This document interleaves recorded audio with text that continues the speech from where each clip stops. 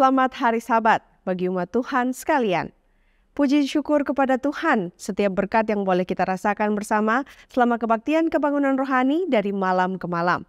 Sabat ini merupakan penutupan KKR Gereja Masa Advent hari ke-7 daerah Conference Minahasa bekerja sama dengan Yayasan Cornelius dengan tema Happiness with Jesus. Untuk itu, mari kita siapkan hati dan pikiran kita untuk mengikuti acara keluarga, pembahasan sekolah Sabat, dan pelayanan perorangan, serta lagu buka yang akan dipimpin oleh Praise Team.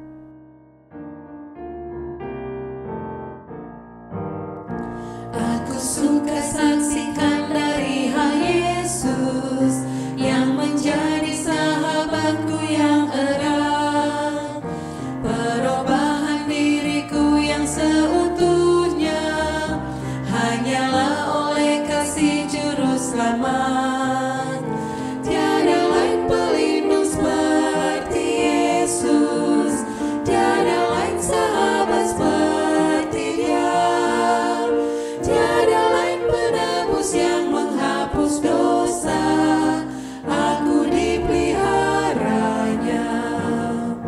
Yesus menemukan aku dalam dosa, hatiku berkeluh kesah dan sukar, tapi ku diangkat oleh tangan Yesus dan dipimpinnya di jalan yang benar.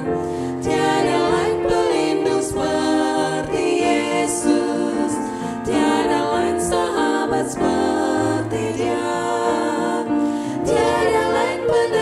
Yang menghapus dosa, aku dipeliharanya. Tiap hari Tuhan beri janji yang baru, bertambahlah aku insaf kasih-Nya. Tapi tak ku mengerti tebusan itu, hingga kelak ku lihat Yesus di surga.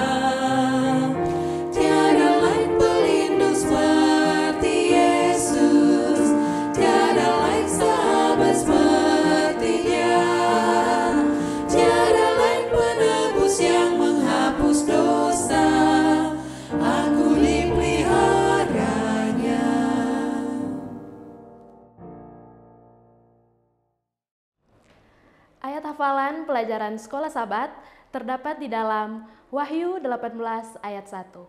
Kemudian daripada itu, aku melihat seorang malaikat lain turun dari sorga. Ia mempunyai kekuasaan besar dan bumi menjadi terang oleh kemuliaannya. Mari berdoa. Bapa di surga, kami berterima kasih. Di Sabat pagi ini kami boleh beribadah bersama-sama denganmu. Kami akan mengikuti seluruh rangkaian ibadah kami pada pagi hari ini. Mulai dari acara keluarga, pelayanan perorangan, bahkan kami akan belajar firman-Mu lewat pelajaran sekolah Sabat. Berkati kami, berkati masing-masing kami dalam seluruh rangkaian ibadah kami pada pagi hari ini. Inilah yang menjadi doa dan harapan kami Tuhan. Di dalam nama Yesus kami berdoa. Amin. Shalom, shalom. Selamat hari Sabat. Dari studio saya ingin menyapa seluruh umat-umat Tuhan di mana saja Anda berada yang sedang menyaksikan siaran ini.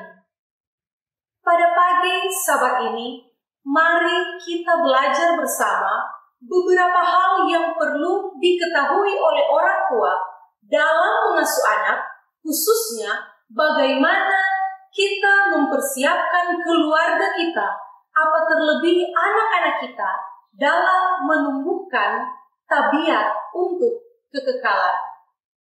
Sebagai orang tua, kita memiliki tanggung jawab yang besar dalam mendidik dan membesarkan anak-anak kita, membentuk karakter yang kuat di dalam diri anak-anak yang Tuhan percayakan bagi saudara dan saya.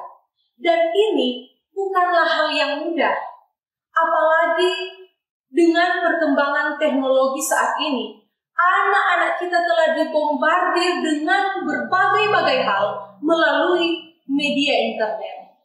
Hal-hal yang mungkin telah membingungkan mereka sehingga anak-anak menjadi tidak peka atau kurang berempati dengan situasi dan kondisi sosial yang terjadi di sekitar mereka.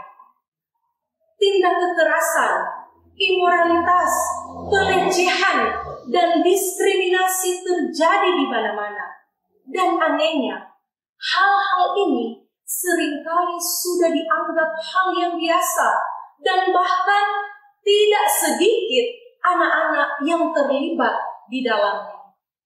Kita bisa melihat telah terjadi perubahan yang signifikan pada sifat masa kanak-kanak. Oleh sebab itu, sebagai orang tua, kita perlu membentuk karakter yang kuat dalam diri anak-anak kita dan mengembangkannya.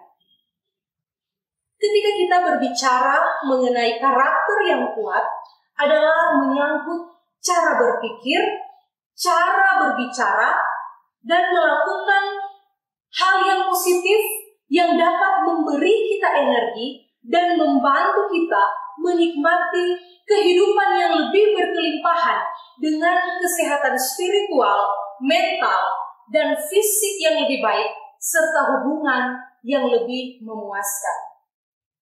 Kekuatan karakter adalah sebuah kualitas pribadi yang membantu kita sebagai orang tua maupun anak-anak untuk dapat berkembang sehingga kita dapat memilih untuk mengembangkan dan menumbuhkan karakter kita di sepanjang kehidupan.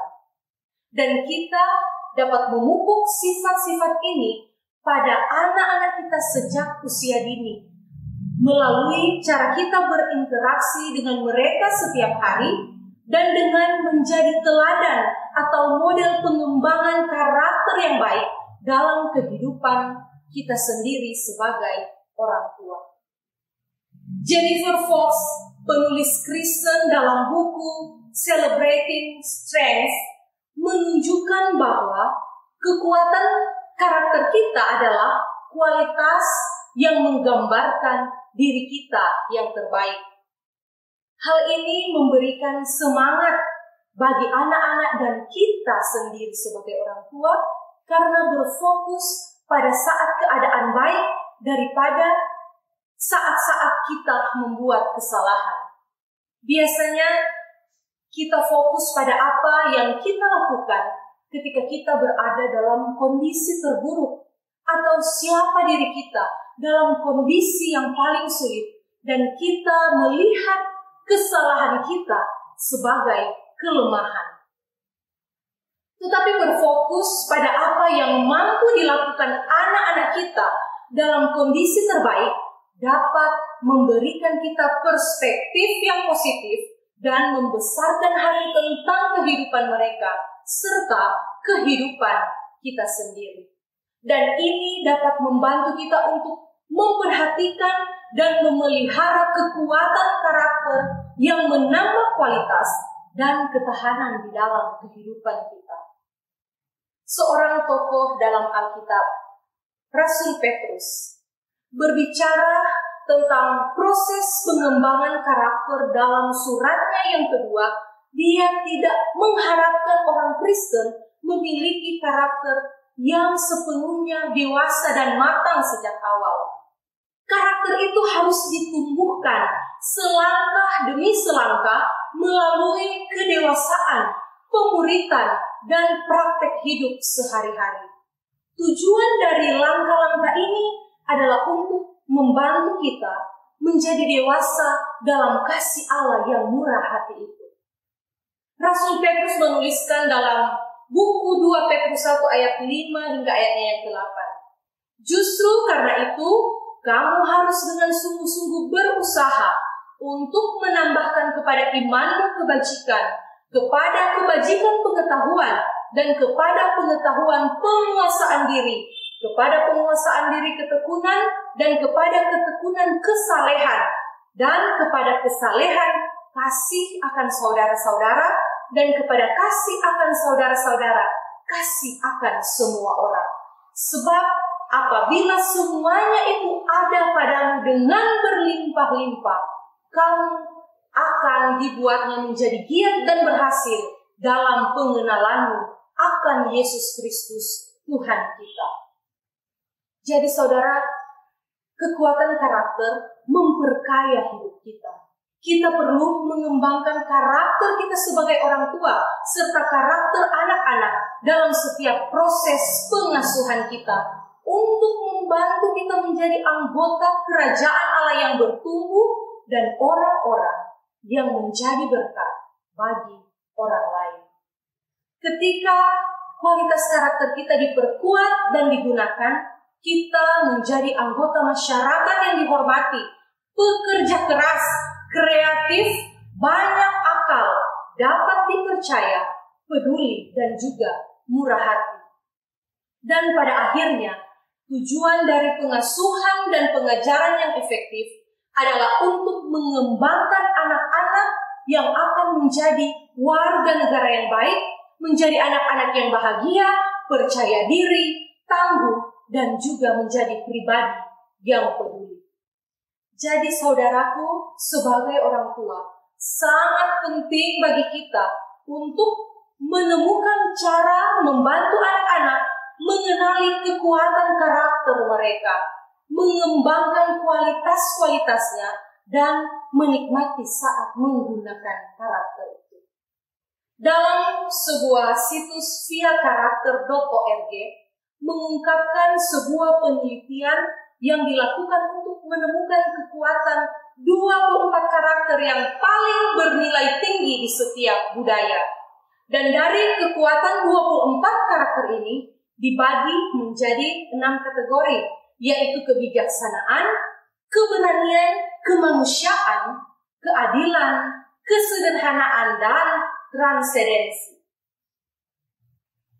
Kekuatan karakter kebijaksanaan itu berbicara tentang kreativitas, rasa ingin tahu, kesukaan belajar, dan perspektif di mana kita mampu melihat situasi melalui lensa atau gambaran besar. Kekuatan karakter yang perlu juga dikembangkan adalah menyangkut keberanian, ketekunan, kejujuran, dan antusiasme. Kekuatan karakter kemanusiaan adalah menyangkut hal-hal yang menunjukkan kepedulian terhadap orang lain, seperti kasih, kebaikan, dan kecerdasan sosial. Kekuatan karakter keadilan adalah menyangkut tanggung jawab sosial, kerja tim, keadilan, dan kepemimpinan. Kekuatan karakter kesederhanaan berbicara tentang pengampunan, kerendahan hati, kehati-hatian, dan pengendalian diri. Kekuatan karakter dalam kategori transendensi atau upaya mengarahkan tujuan hidup manusia agar bisa hidup lebih bermakna, dapat dilakukan dengan menghargai keindahan, hidup dengan rasa syukur, optimisme, ada selera humor, dan juga praktek-praktek kerohanian.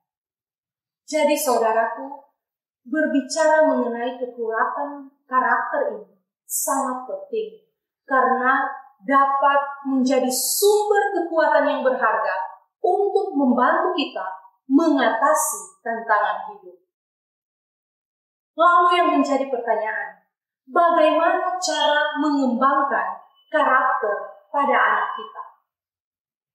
Ada beberapa hal yang dapat dilakukan oleh orang tua adalah dengan membantu anak untuk mengenali kekuatan karakter dalam dirinya dan juga orang lain.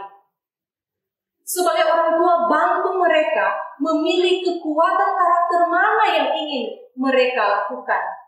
Kita juga dapat mengembangkan karakter anak-anak kita melalui pengajaran akan Yesus. Bertanya tentang saat-saat ketika Yesus pernah menggunakan kekuatan karakter ini ketika ia hidup di atas dunia dan membaca cerita bersama dengan anak-anak. Arahkan pikiran mereka untuk memikirkan tokoh-tokoh Alkitab yang berbeda yang menunjukkan kekuatan karakter itu dan pelajari tentang mereka. Atau mencari ayat-ayat Alkitab tentang kekuatan dan pelajari ayat-ayat ini dengan cara yang kreatif.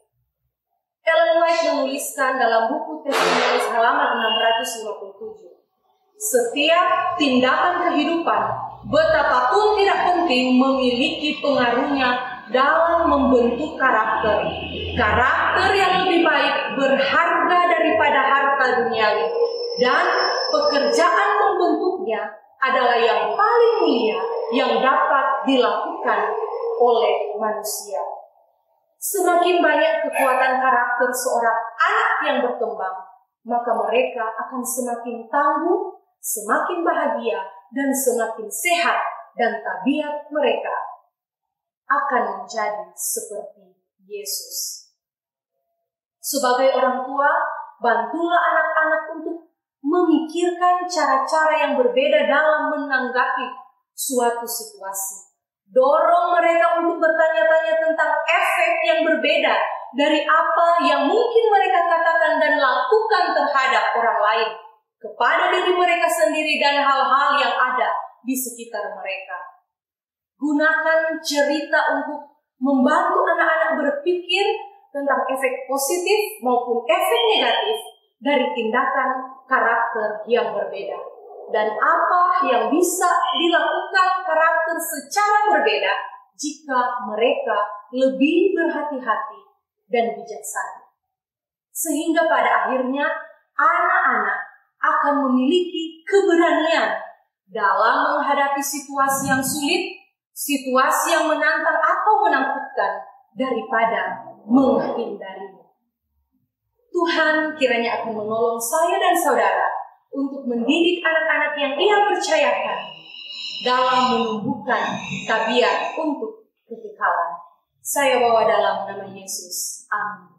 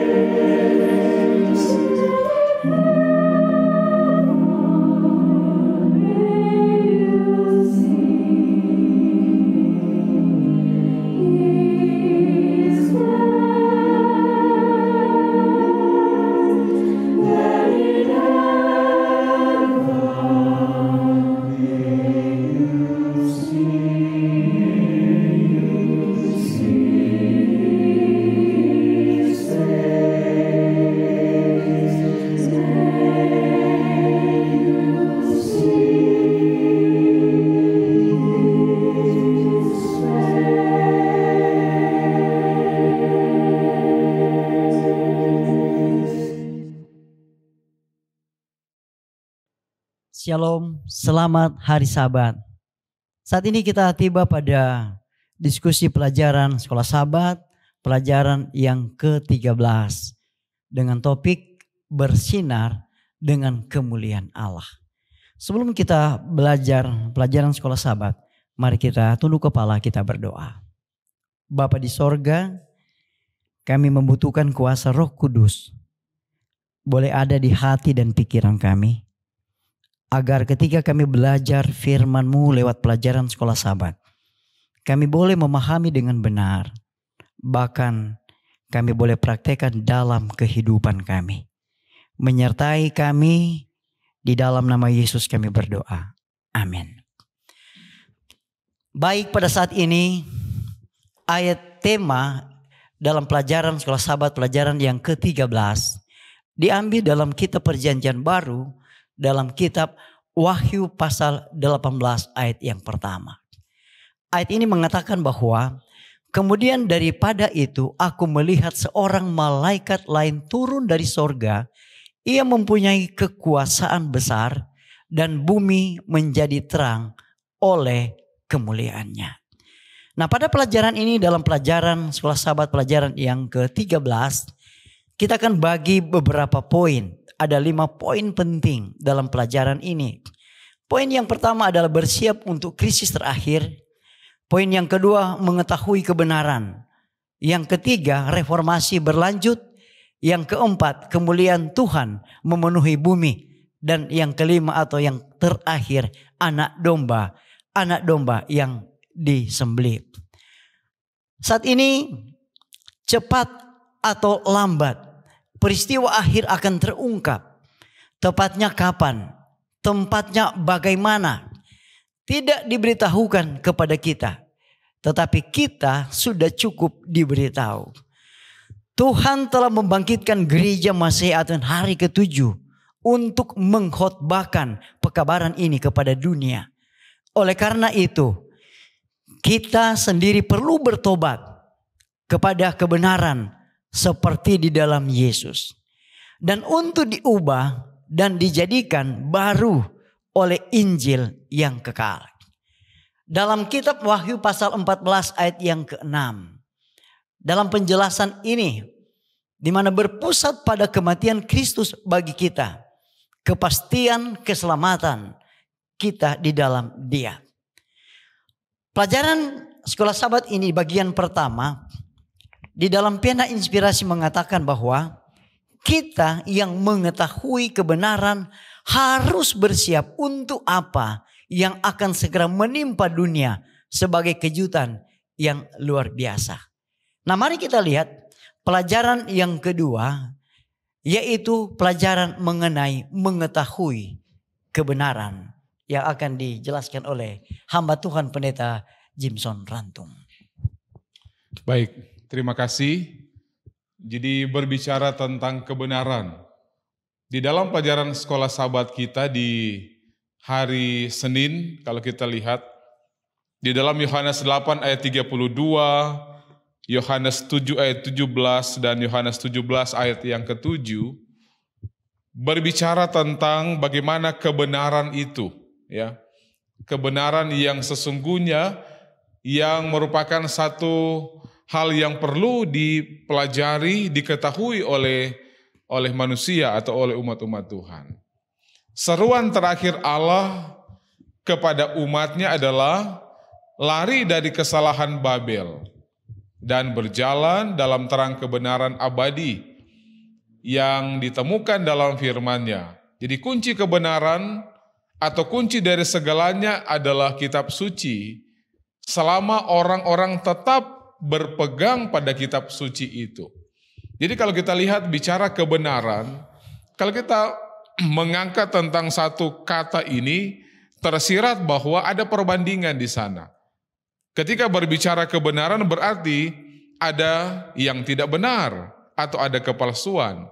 Nah, di sini menjelaskan bahwa kebenaran itu adalah berdasarkan firman Tuhan.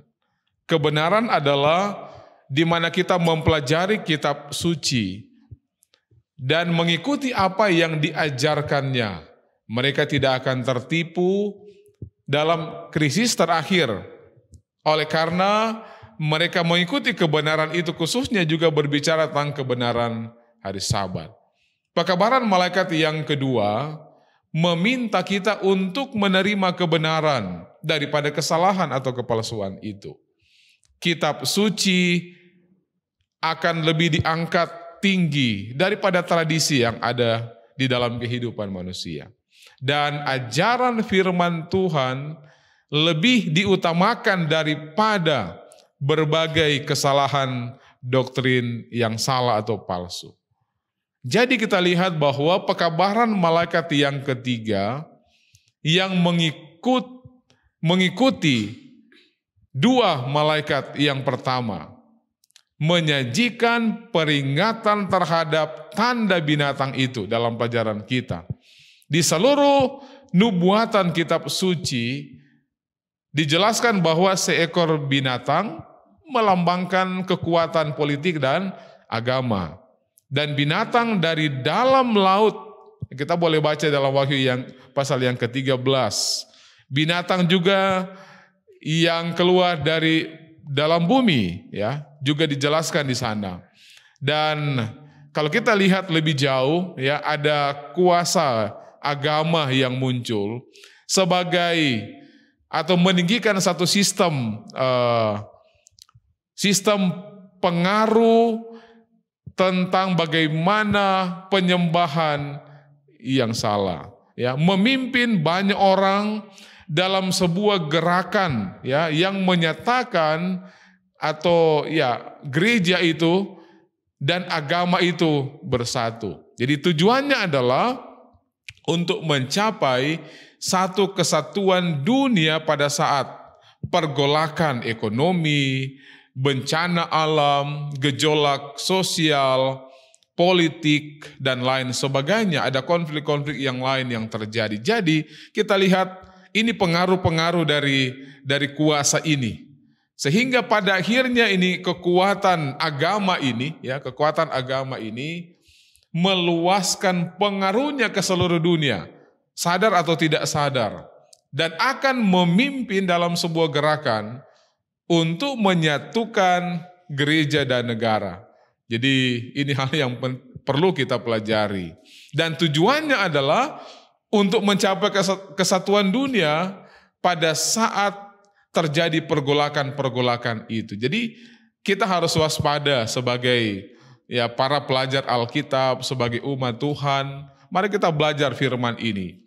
Kebenaran-kebenaran yang kita dapatkan lewat firman Tuhan, lewat pekabaran ini akan membuat kita lebih kuat tentunya untuk menghadapi berbagai pergolakan ekonomi, bencana alam, gejolak sosial, dan lain sebagainya. Jadi kita lebih sadar bahwa kebenaran itu harus kita pelajari dan kita praktekkan di dalam kehidupan kita setiap hari tentunya. Jadi itu mungkin yang kami boleh sampaikan di awal ini. Luar biasa Pendeta Jimson yang sudah menjelaskan bagaimana mengetahui kebenaran itu. Nah, lebih lanjut kita akan melihat di bagian yang ketiga yang nanti akan dijelaskan oleh hamba Tuhan Pendeta Edwin Lumawir, di mana reformasi berlanjut. Terima kasih atas kesempatan yang diberikan kepada kami. Bapak Ibu sekalian, reformasi berlanjut.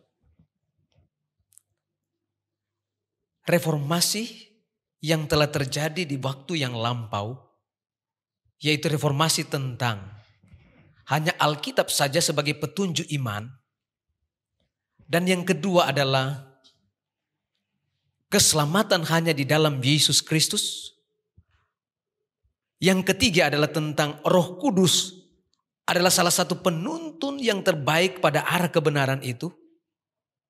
Dan yang keempat adalah reformasi tentang kedatangan Yesus yang kedua kali yang perlu dinyaringkan dalam pekabaran ini. Itulah reformasi yang terjadi di waktu yang lampau. Dan reformasi itu tetap berlanjut. Menurut buku Wahyu, pekabaran 3 malaikat melahirkan pergerakan akhir zaman untuk melanjutkan dan melengkapi reformasi dan berpartisipasi bersama Kristus untuk menyelesaikan pekerjaannya sebelum Yesus datang kedua kali. Di dalam buku Wahyu pasal 14 berbicara tentang nubuatan pekabaran 3 malaikat tentang Injil yang kekal. Ketiga malaikat dalam buku Wahyu bergabung dengan malaikat keempat yang terdapat di dalam Wahyu pasalnya yang ke-18. Jadi 3 malaikat dalam Wahyu 14 menyampaikan tentang peran-peran penting pekabaran di akhir zaman tentang Injil yang kekal, dilengkapi dengan pekabaran malaikat keempat, yaitu dalam Wahyu pasalnya yang ke-18. Di sini di dalam Wahyu 18 ayat 1, malaikat itu datang dari sorga dan membawa kuasa untuk memberikan kekuatan dalam pekabaran 3 malaikat. Bumi disinari dengan kemuliaan Tuhan. Berfokus pada peristiwa yang mengarah pada klimaks sejarah manusia, kemenangan akhir Injil. Mari kita lihat 3 hal yang penting dari Wahyu 18 ayat yang pertama dan seterusnya tentang malaikat itu. Jadi malaikat itu turun dari hadirat Allah yang mulia di ruang takhta tempat kudus, ditugaskan untuk mengumandangkan pekabaran terakhir mengenai belas kasihan Allah dan memperingatkan manusia untuk akhir zaman. Dan malaikat yang di dalam Wahyu 14 berbicara tentang kuasa. Dan kuasa itu kita bisa lihat di dalam Matius 28 ayat 18 dan 19. Yesus memberikan perintah bahwa pergi, jadikanlah semua bangsa murid. Dan Tuhan akan menyertai dengan kuasa. Itulah tentang reformasi yang berlanjut. Luar biasa Pendeta Edwin Lumawir yang telah menjelaskan bagaimana reformasi itu berlanjut. Nah, kita akan melihat bagaimana pelajaran bagian yang berikut atau bagian yang keempat, kemuliaan Tuhan memenuhi bumi. Kira-kira pandangan Alkitabiah dalam pelajaran sekolah Sabat, kira-kira bagaimana Pendeta Jimson? Ya, terima kasih. Di dalam pelajaran sekolah Sabat ini, ketika berbicara tentang kemuliaan Tuhan, ya, kemuliaan Tuhan.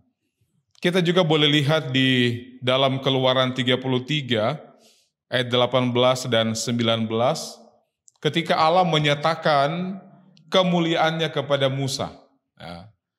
Allah menyatakan kemuliaannya kepada Musa, dan apa kira-kira kemuliaan itu?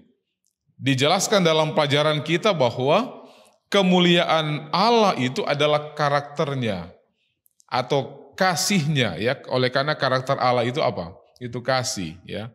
Dan ketika bumi dipenuhi dengan kemuliaan Allah, artinya bumi ini akan dipenuhi dengan kasih Allah dan karakter kita diubahkan oleh kasih itu, oleh kasih Allah itu. Dan kita boleh lihat di dalam penebusan. Karena kalau berbicara tentang kasih Allah itu, tentunya berbicara tentang bagaimana Allah dia menciptakan manusia pada awalnya. Kemudian setelah manusia jatuh ke dalam dosa, dia tidak biarkan kita manusia.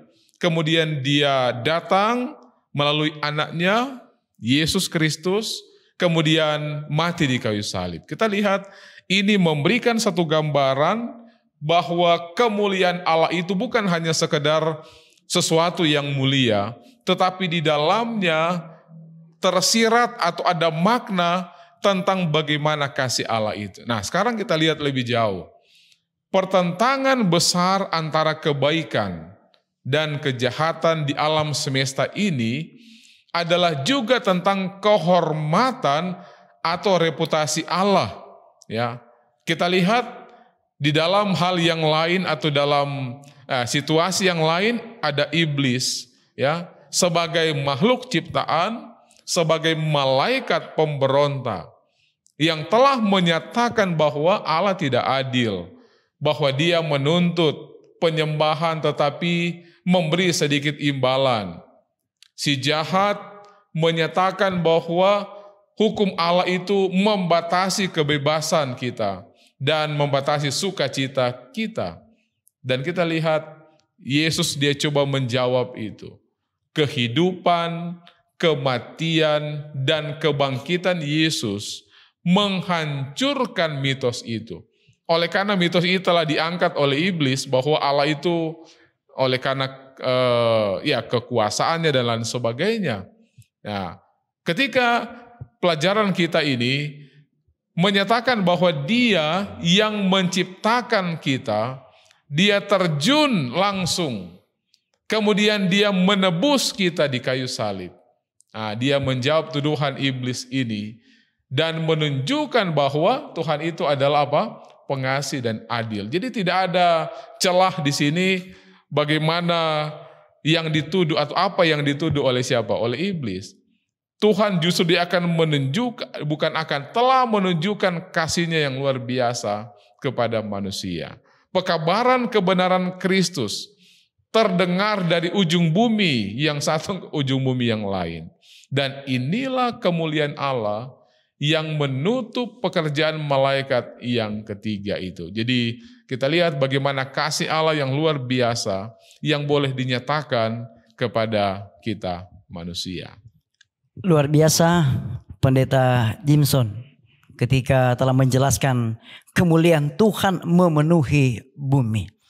Nah, kita akan melihat pelajaran selanjutnya yang akan dijelaskan oleh hamba Tuhan Pendeta Edwin Lumawir tentang anak domba yang disembelih. Kira-kira bagaimana Pendeta Edwin? Di dalam buku Wahyu ada begitu banyak simbol. Ada simbol di dalam Wahyu 12 ayat 3, 4, dan 7 berbicara tentang seekor naga di langit. Malaikat terbang di tengah-tengah langit. Ada begitu banyak simbol, itu dicatat dalam Wahyu 14 ayat 6. Bahkan juga dalam Wahyu 17 ayat 3, seorang wanita menunggang binatang merah ungu. Dan seterusnya dan seterusnya. Dan ada juga simbol yaitu anak domba atau anak domba yang disembelih. Tentu saja seperti yang dikatakan di dalam firman Tuhan, dalam buku Wahyu, Yesus Kristus, dan bukan hanya anak domba, tetapi anak domba yang disembelih. Itu di dalam Wahyu pasalnya yang ke-5, ayat 6 dan 12. Dan dicatat juga dalam Wahyu 13 ayat 8. Artinya bahwa Yesus Kristus juga di dalam kitab Wahyu berbicara tentang, menggambarkan tentang anak domba. Bahkan dikatakan di sini tentang anak domba yang disembelih. Kenapa? Kenapa sangat penting berbicara tentang anak domba atau anak domba yang disembelih? Dan itu berulang-ulang kali disebutkan di dalam buku Wahyu. Itu menjadi sentral dari buku Wahyu. Mengapa? Menjaga anak domba yang disembelih pada pusat pekabaran kita adalah penting.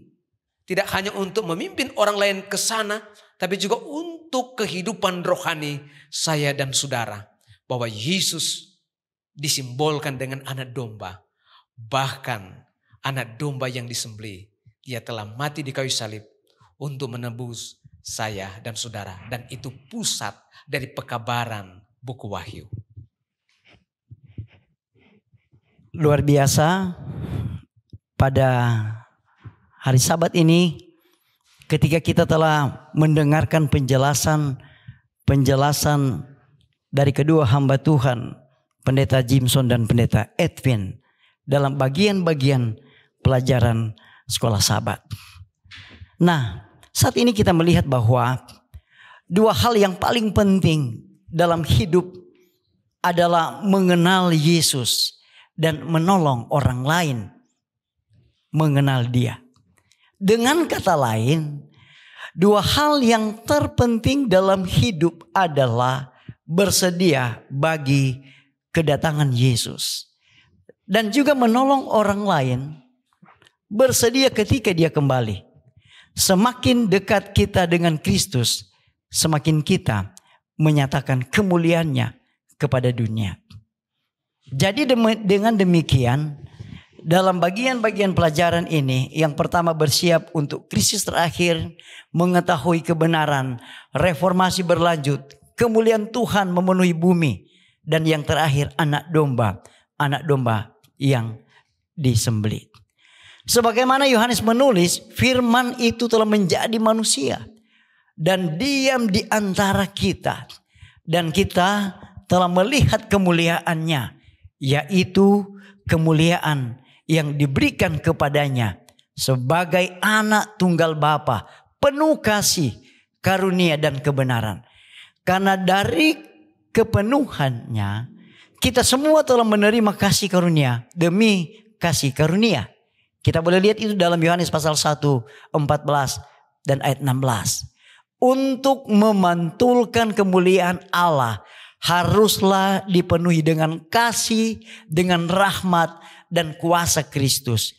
Itu adalah hidup bagi kemuliaan namanya dan kehormatan dari kerajaannya. Nah, saat ini kita telah mempelajari pelajaran sekolah Sabat. Pelajaran yang ke-13 yang luar biasa.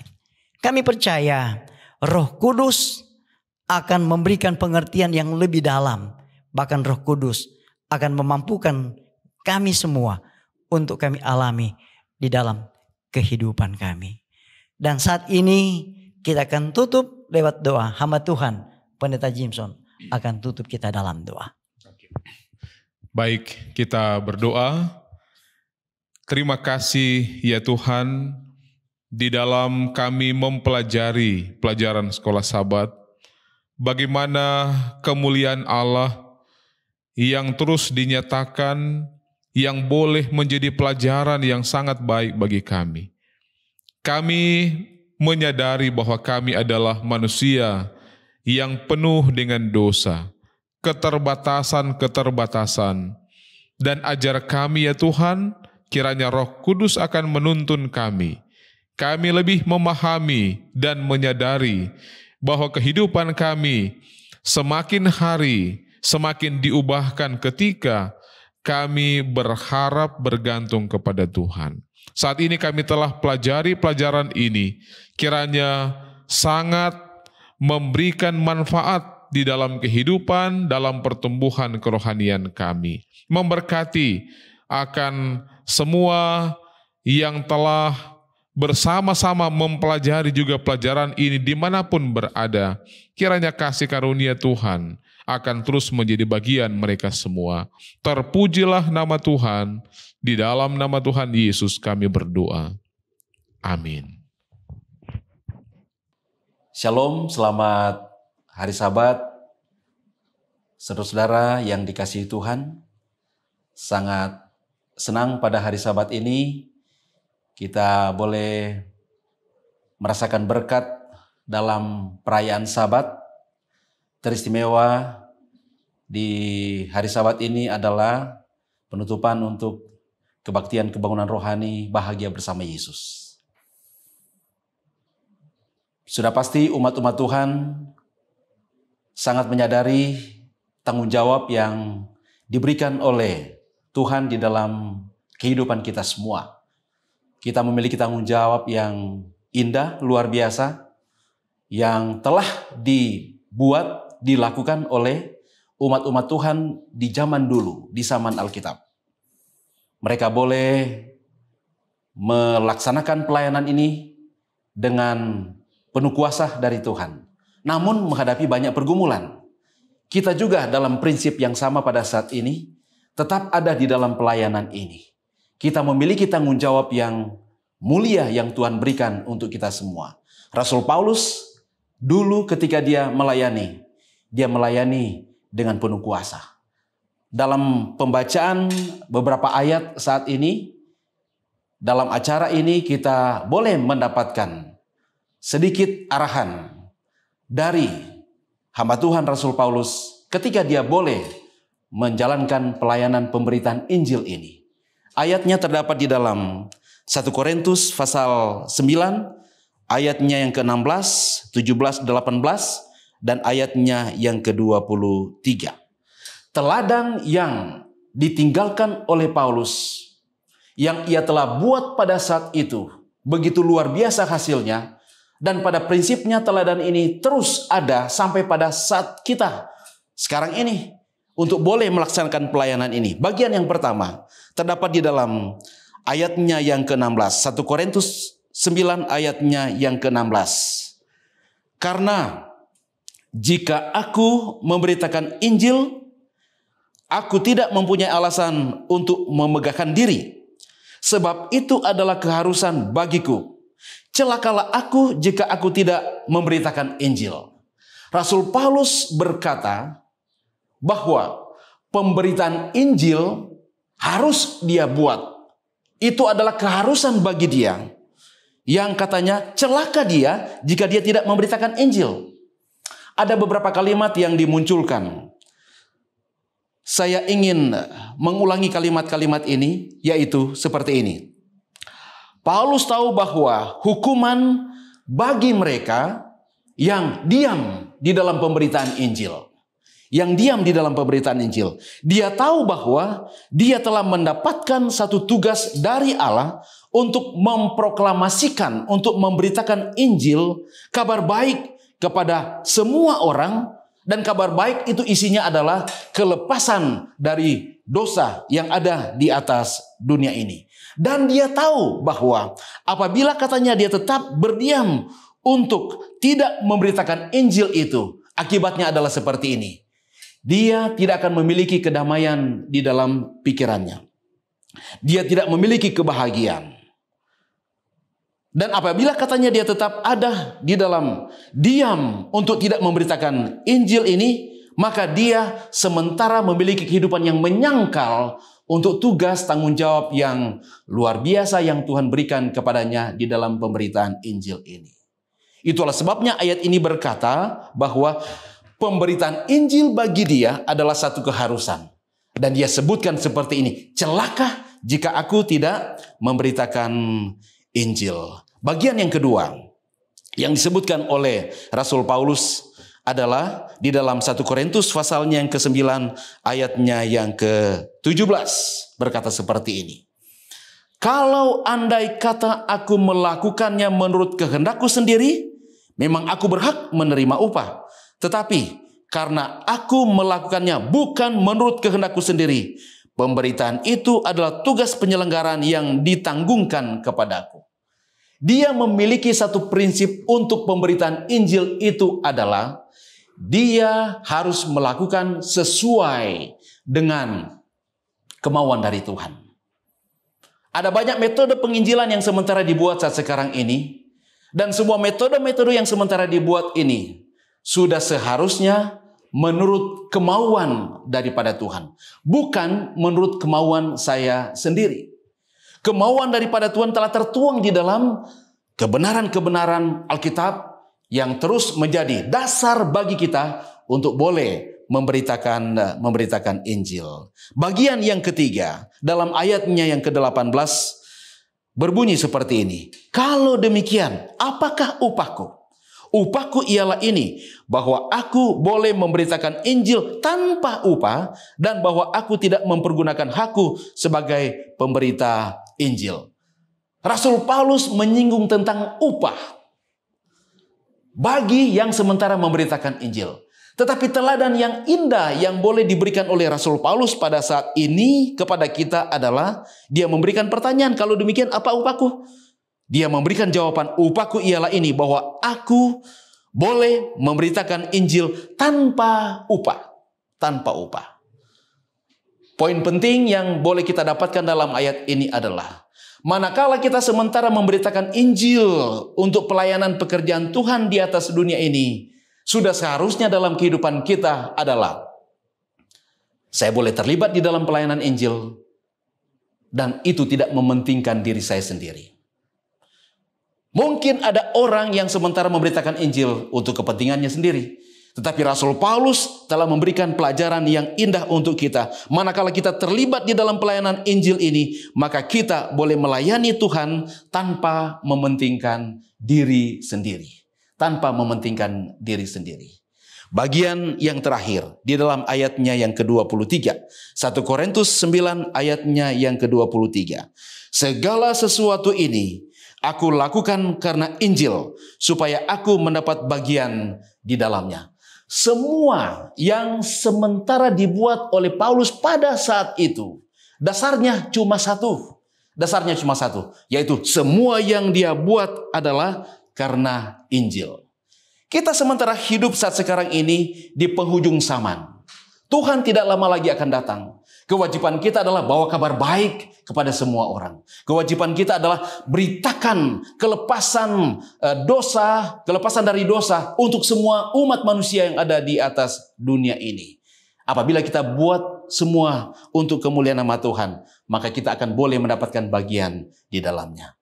Bagian terpenting, upah yang terbaik yang boleh didapatkan oleh umat Tuhan ketika terlibat di dalam pelayanan ini adalah manakala kedatangan Tuhan yang kedua kali, kita semua akan boleh mendapatkan berkat hidup kekal yang Tuhan telah sediakan untuk kita semua. Kiranya Tuhan memberkati kita.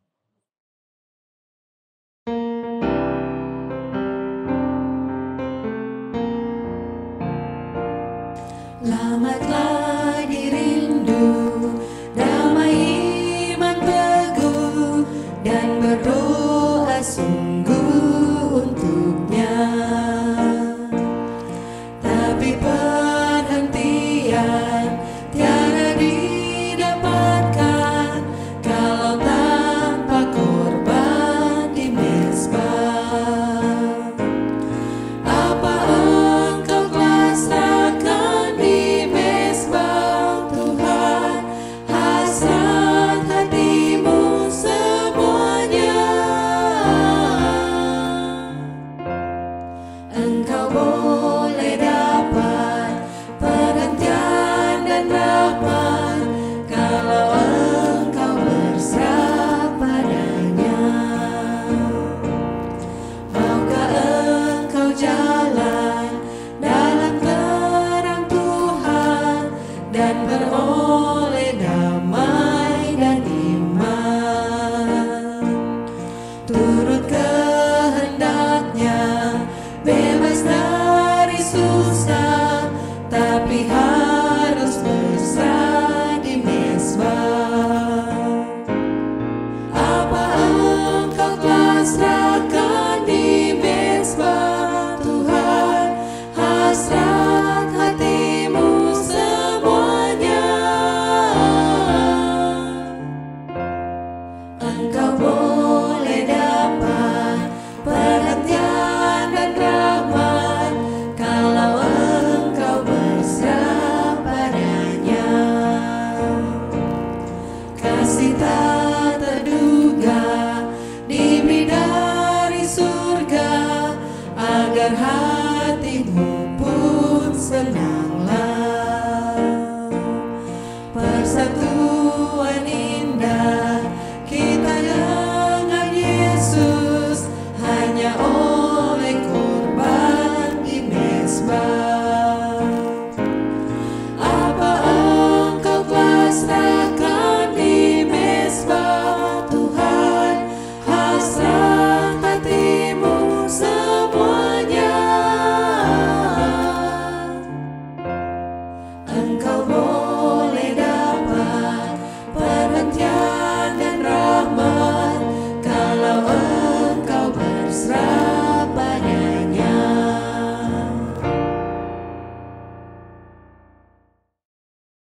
Mari kita berdoa. Bapa yang kekal, Bapa yang bertakhta dalam kerajaan sorga, Bapa yang kami sembah siang dan malam. Kami bersyukur, berterima kasih kepadamu ya Tuhan, atas berkat penyertaan-Mu yang selalu nyata dalam kehidupan kami. Kami bersyukur karena Engkau telah menyertai akan ibadah kami dalam acara rumah tangga, pelayanan perorangan, juga diskusi pelajaran sekolah Sabat. Kiranya dengan bantuan Roh Kudus-Mu memampukan masing-masing kami untuk boleh mengaplikasikan itu dalam kehidupan kami, dalam kehidupan kerohanian kami. Tolong kami ya Tuhan, mampukan kami untuk menjadi alat Tuhan dimanapun kami berada. Kami mau menyerahkan akan rangkaian ibadah Sabat ini ke dalam tangan-Mu. Biarlah Roh Kudus-Mu boleh hadir selalu bersama-sama dengan kami dan berkat Sabat boleh menjadi bagian kami. Terima kasih Tuhan. Di dalam nama Yesus kami sudah berdoa dan mengucap syukur selalu kepada-Mu. Amin.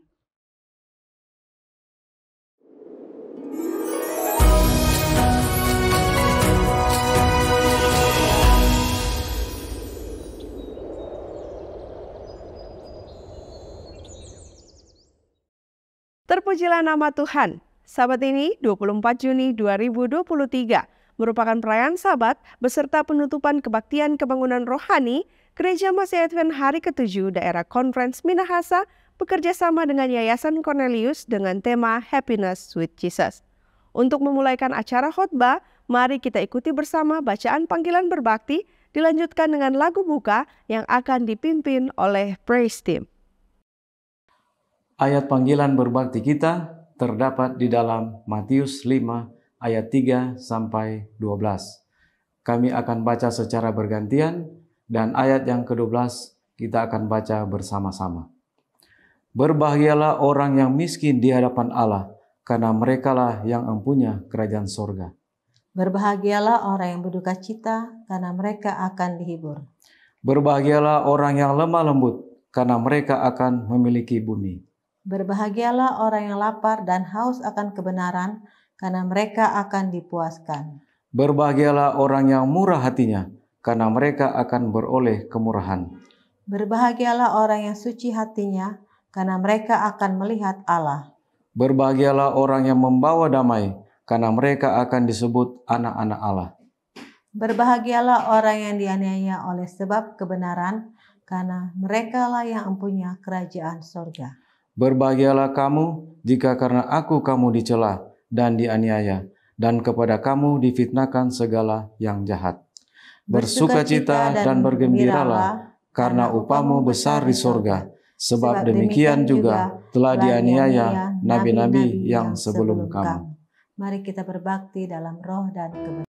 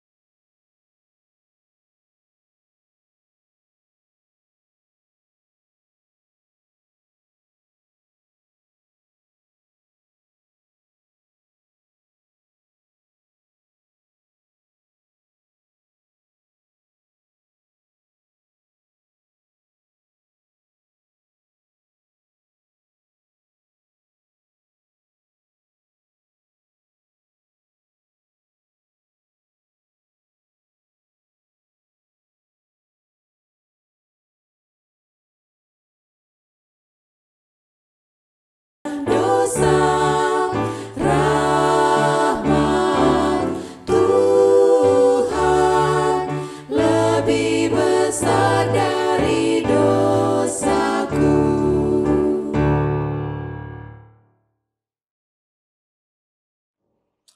Mari kita berdoa. Ya Tuhan, Bapa kami yang bertakhta di dalam kerajaan surga, kami memuji dan membesarkan Engkau, ya Tuhan. Oleh karena kami terus menikmati berkat, kebaikan, kasih sayang Tuhan, bahkan keselamatan dari Tuhan untuk kehidupan kami semua. Terima kasih untuk perayaan Sabat yang sementara kami rayakan pada saat ini. Terima kasih oleh karena kami boleh ada di dalam ibadah untuk kemuliaan nama Tuhan. Puncak dari kebaktian kebangunan rohani, bahagia bersama Yesus. Kerjasama dari Gereja Masehi Advent Hari ke-7, Daerah Konferensi Minahasa, dan Yayasan Cornelius. Terima kasih untuk satu minggu yang boleh kami lewati. Kami boleh menikmati kebenaran demi kebenaran firman Tuhan di dalam kehidupan kami semua. Kami dikuatkan. Kami bersyukur oleh karena kami boleh menikmati waktu yang indah, di mana berkat-berkat kebenaran firman Tuhan membungkus kehidupan kami semua. Ya Tuhan, kami menyadari dalam kehidupan kami sebagai manusia biasa, kami sering melakukan perbuatan-perbuatan yang tidak berkenan dalam pemandangan Tuhan. Dalam angan-angan hati kami, dalam perkataan kami, banyak kali kami menyakiti hati Tuhan. Di hari Sabat Tuhan yang kudus ini, kami datang dengan segala kerendahan hati kami, memohonkan kiranya Tuhan mengampuni kami dari semua pelanggaran dan kesalahan kami. Kiranya Tuhan melayakan kami untuk bermohon pada pagi Sabat ini. Ya Tuhan, kami rindu untuk menikmati kehidupan yang dipenuhi dengan kuasa dari Tuhan, sehingga manakala kebenaran firman Tuhan boleh kami dengarkan, itu boleh memberikan makna rohani yang baik dalam kehidupan kami, untuk menjadikan kami umat Tuhan yang lebih kuat di dalam Tuhan, lebih setia kepada Tuhan. Kami bersyukur oleh karena dalam perayaan Sabat ini, Tuhan telah mengutus hamba Tuhan, Pendeta Beni Ole, Ketua Gereja Masehi Advent Hari ke-7 Daerah Konferensi Minahasa, yang akan melayani kami dalam pelayanan firman. Doa kami, ya Tuhan, biarlah pelayanan firman yang akan disampaikan oleh hamba Tuhan ini akan dipenuhi dengan kuasa dari Tuhan. Kami mendoakan untuk sahabat kami, keluarga kami yang saat ini sementara ada di dalam pergumulan kehidupan. Kiranya Tuhan memberikan kekuatan. Ketika mereka dalam keadaan sakit, kiranya Tuhan memberikan kesembuhan. Ketika mereka dalam keadaan lemah iman, kiranya Tuhan memberikan kekuatan untuk mereka. Dan besar harapan kami, ya Tuhan, ketika doa kami naikkan kepada Tuhan, kami akan boleh menikmati banyak kemenangan iman daripada Tuhan. Terima kasih Tuhan oleh karena pelayanan yang indah yang boleh kami nikmati sepanjang minggu ini. Kami mendoakan khusus untuk pelayanan yang terus dibuat oleh Yayasan Cornelius. Kiranya terus diberkati oleh Tuhan. Semua pelayanan-pelayanan yang dibuat akan terus mengambil bagian dalam misi yang indah dan mulia untuk menyelesaikan pekerjaan Tuhan di atas dunia ini. Dan kami percaya, ya Tuhan, ibadah puncak pada hari Sabat ini boleh terjadi hanya untuk kemuliaan nama Tuhan. Terima kasih Bapa di surga untuk berkat yang Engkau curahkan dalam kehidupan kami dalam ibadah ini. Kami bawa doa ini hanya di dalam nama Yesus, Tuhan dan Juru Selamat kami. Amin.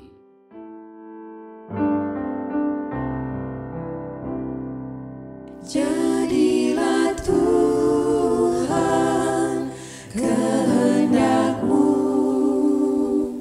Engkaulah Khalik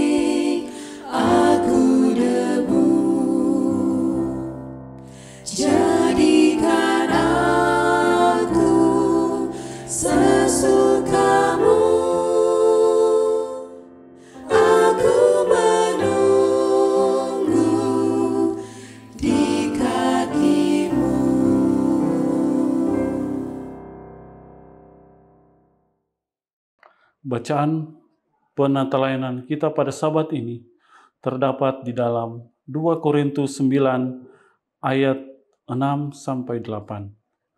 Camkanlah ini, orang yang menabur sedikit akan menuai sedikit juga, dan orang yang menabur banyak akan menuai banyak juga.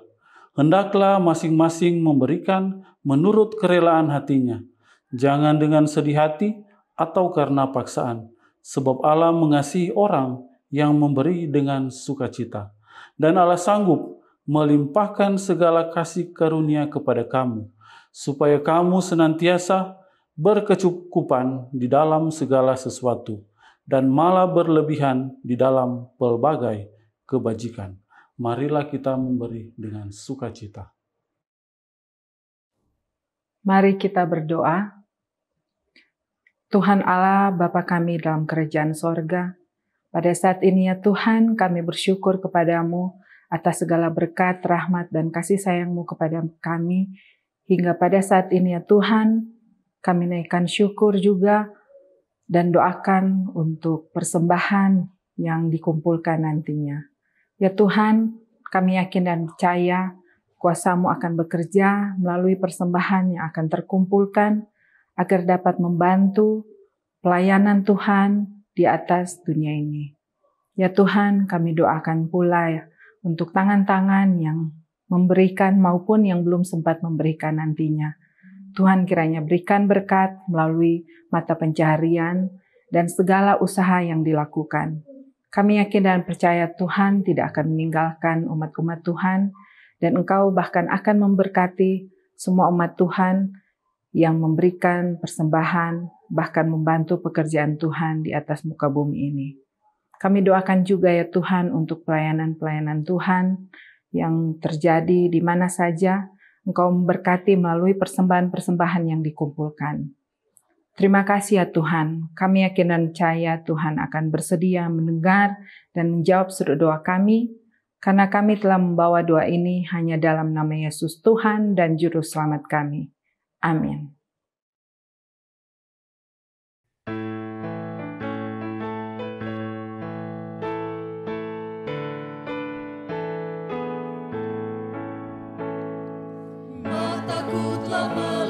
Sinar kemuliaan Tuhan, Dia segera datang dengan cawan anggur murkanya, dengan pedang terhunus bercahaya di tangannya, demi kebenaran. Puji Tuhan Maha Mulia, puji Tuhan Maha Mulia, puji Tuhan Maha Mulia, Kristus segera datang. Trompetnya telah berbunyi, kedatangan Tuhan pasti menghakimi manusia dari tatanya yang suci. Hai jiwaku berserah dan jawablah seruannya, Tuhan datang segera. Bagai bunga bakung indah Yesus lahir di dunia, dengan kuasa datangnya ubahkan engkau dan saya. Dia mati bebaskan dan sucikan manusia, Tuhan datang segera.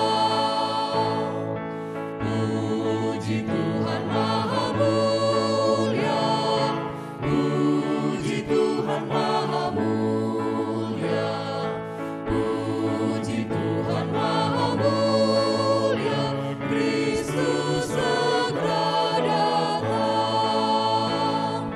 Puji Tuhan Maha Mulia, puji Tuhan Maha Mulia, puji Tuhan Maha Mulia, Kristus segera datang.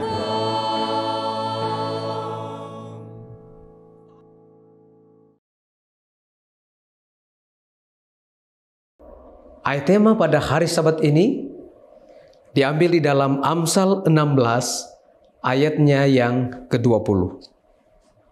Siapa yang memperhatikan firman akan mendapatkan kebaikan. Dan berbahagialah orang yang percaya kepada Tuhan. Saudara umat Tuhan yang terkasih, Anda sedang tergabung bersama kami Cornelius Media dalam acara Sabat dan penutupan KKR dengan tema Happiness with Jesus. Sabat ini, pekabaran firman Tuhan akan dibawakan oleh Pendeta Benny Ole M. Phil. Menikah dengan Ibu Naomi Sante, keluarga pendeta dikaruniai Tuhan 2 orang anak. Dan saat ini, pendeta melayani sebagai Ketua Gereja Masa Advent Hari ke-7 Daerah Conference Minahasa. Judul pembahasan firman Tuhan Sabat ini adalah Bahagia Bersama Yesus. Untuk menyambut khotbah, mari kita nyanyikan bersama-sama lagu tema Happiness is the Lord. Happiness is to know the Savior living a life within His favor, having a change in my behavior. Happiness is the Lord. Happiness is a new creation, Jesus and me in close relation, having a part in His salvation. Happiness is the Lord. Real joy is mine, no matter if teardrops start. I found the secret, it's Jesus in my heart. Happiness is to be forgiven, living a life that's worth the living, taking a trip that leads to heaven. Happiness is the Lord. Happiness is the Lord. Happiness is the Lord.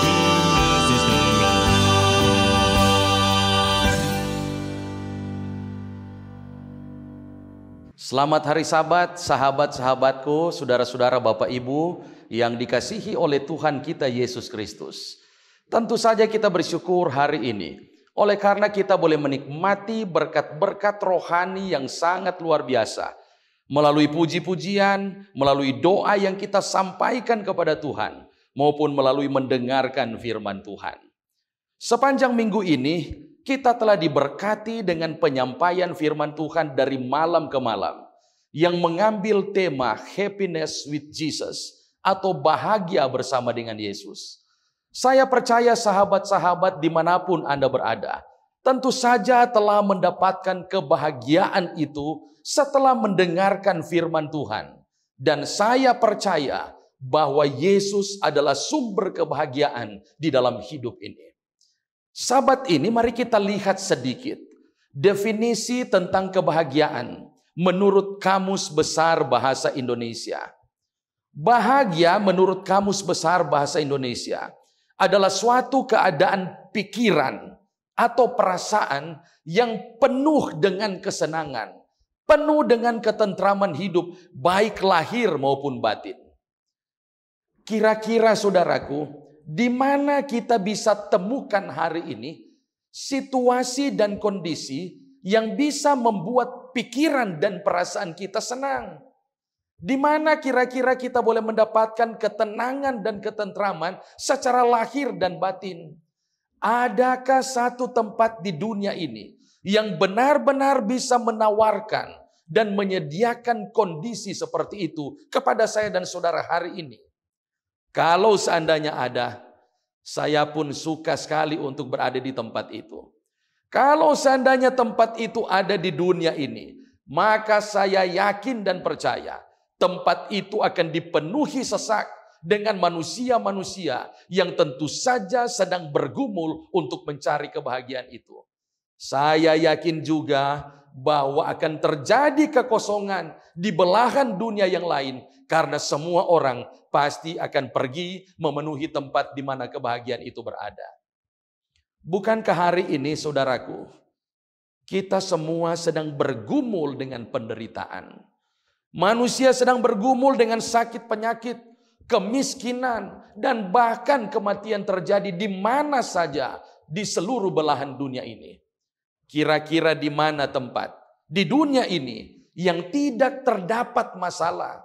Tolong sampaikan kepada saya hari ini. Kira-kira di mana kita bisa temukan satu tempat di mana terbebas dari peperangan, bebas dari permusuhan, perkelahian, kebencian, dendam, iri hati, dan berbagai macam penyakit jiwa lainnya yang juga menjadi sumber penderitaan dalam hidup ini. Alkitab atau firman Allah mengatakan, ada tempatnya saudara. Ada, tetapi bukan di dunia ini. Kalau begitu di mana? Oh, tentu saja di sorga. Saudara bisa baca dalam 1 Korintus pasal 6 ayat 10. Di sorga itu tidak ada pencuri, tidak ada orang kikir, tidak ada pemabuk, tidak ada pemfitnah, tidak ada penipu. Semua ini tidak memiliki tempat di dalam kerajaan Allah. Kalau kita baca ayat yang lain di dalam Yesaya pasal 35, ayat 5 dan 6, maka disebutkan di sana seperti ini.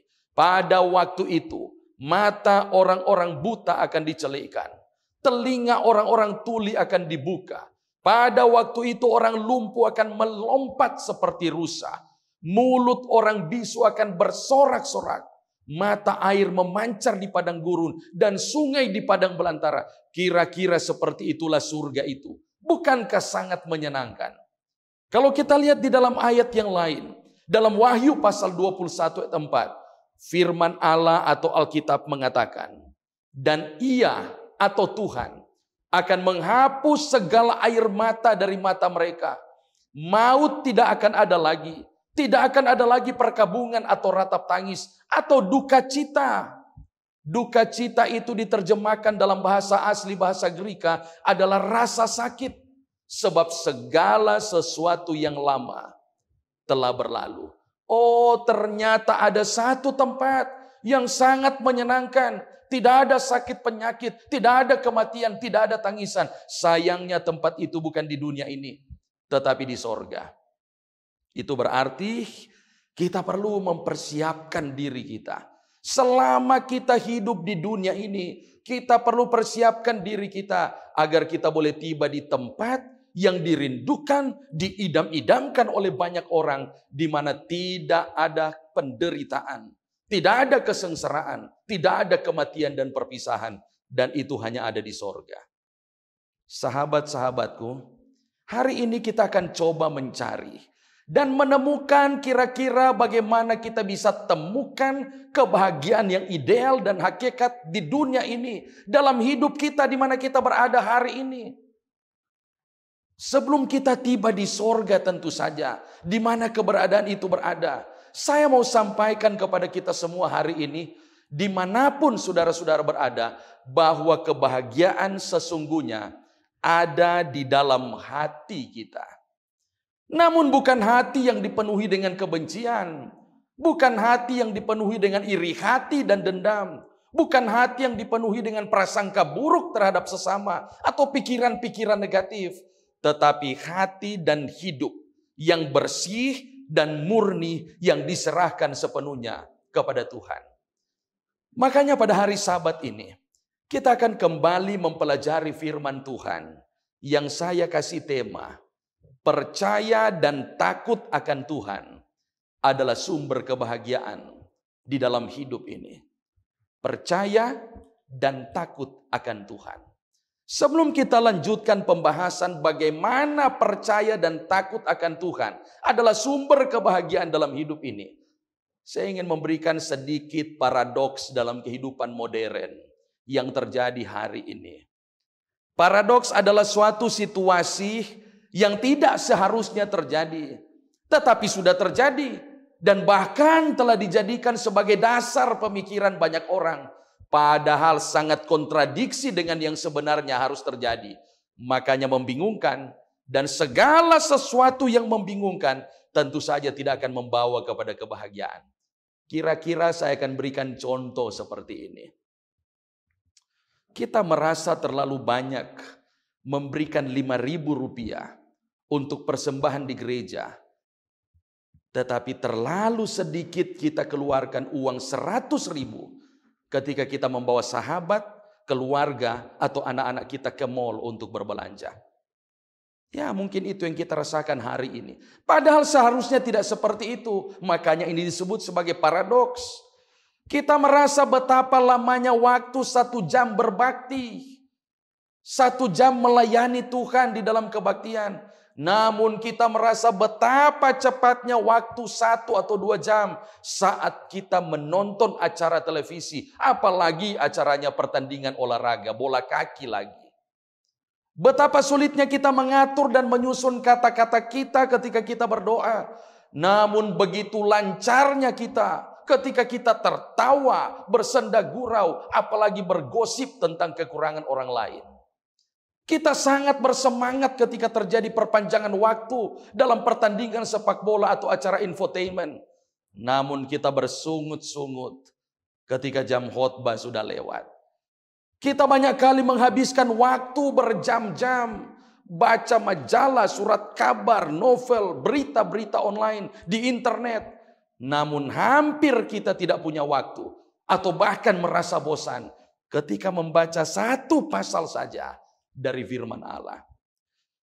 Kita seringkali berebutan untuk mendapatkan tempat duduk di paling depan dalam sebuah pertandingan atau konser. Namun berebutan untuk duduk di tempat yang paling belakang pada saat kebaktian di gereja. Dengan antusias kita akan katakan, ya saya bersedia pada saat kita dapat undangan pesta atau mendapat bagian dalam acara-acara sekuler.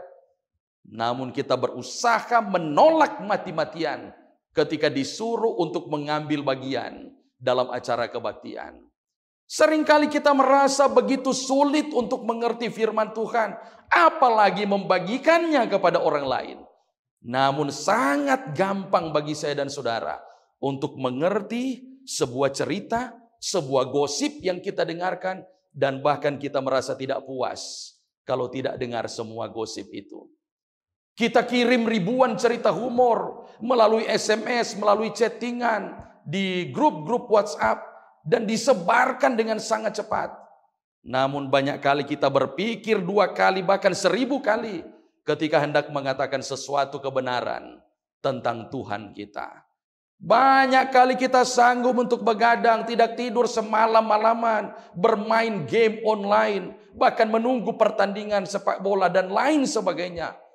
Namun kita tidak bisa menahan rasa kantuk kita ketika kita memulaikan membaca ayat-ayat di dalam firman Allah. Itulah paradoks, saudaraku. Mari kita evaluasi diri kita masing-masing. Hari ini di dunia ini kita memiliki gedung yang banyak, tinggi-tinggi lagi. Tapi pikiran manusianya semakin pendek. Kita memiliki jalan bebas hambatan yang sangat lebar. Tapi pandangan kita dan cara berpikir kita semakin sempit. Kita habiskan banyak hal, tapi memiliki lebih sedikit. Kita membeli banyak tetapi menikmati sedikit. Kita mempunyai rumah yang besar, rumah mewah lagi. Tetapi keluarga kita semakin kecil. Lebih banyak kenyamanan, tetapi lebih sedikit waktu untuk menikmatinya. Lebih banyak ahli yang muncul di dunia ini, tapi lebih banyak masalah. Lebih banyak obat-obat mujarab yang ditemukan, tapi sedikit kesehatan. Karena semakin banyak penyakit-penyakit baru yang muncul. Banyak kali manusia hari ini telah bolak-balik ke bulan, saudara. Tetapi sukar menyeberang jalan untuk menjenguk tetangga kita. Kita telah menaklukkan ruang angkasa, tapi kita tidak bisa taklukkan diri kita. Kita membuat hal-hal yang besar, tetapi bukannya lebih baik, malahan lebih buruk lagi. Oh saudaraku, tidak heran banyak manusia tidak menikmati kebahagiaan. Oleh karena situasi dan kondisi yang terjadi hari ini bertentangan dengan pola pikir dan kerinduan kita. Seharusnya itu tidak terjadi, tetapi itu sedang terjadi dan diterima oleh masyarakat. Makanya kita tidak menikmati kebahagiaan. Saya ingin mengulangi kembali topik kita hari ini. Kita perlu percaya dan takut akan Tuhan. Oleh karena itu adalah sumber kebahagiaan.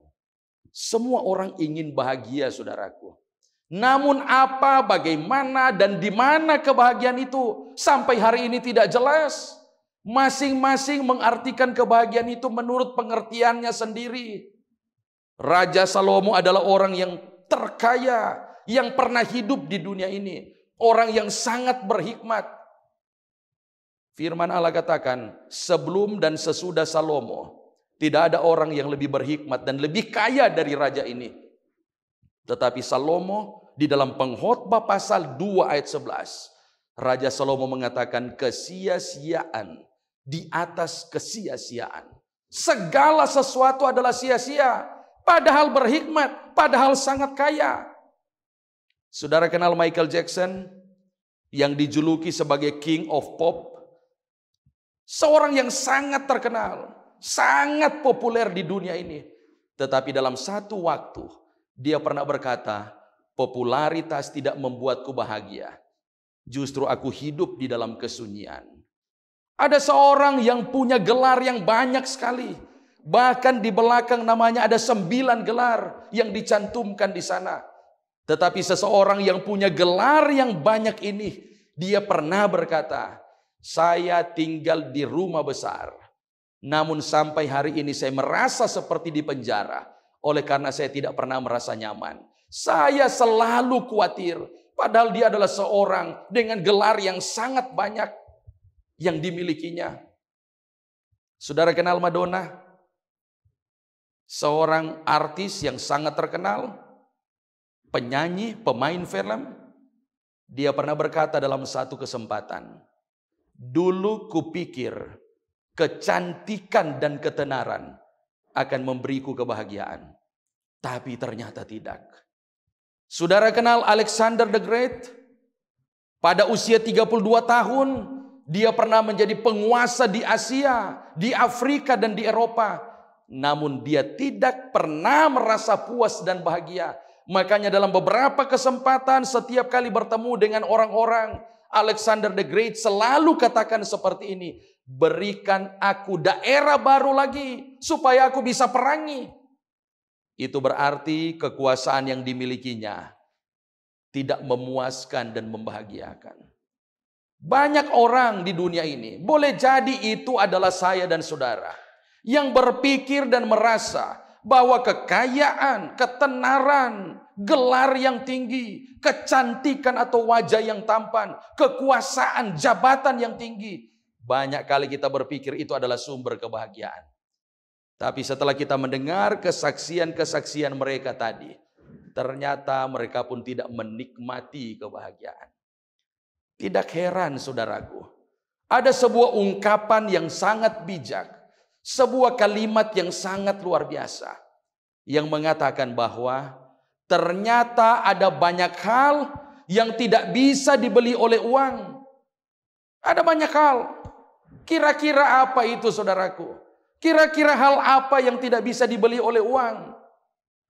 Uang bisa membeli ranjang, tetapi tidak dapat membeli tidur yang nyenyak.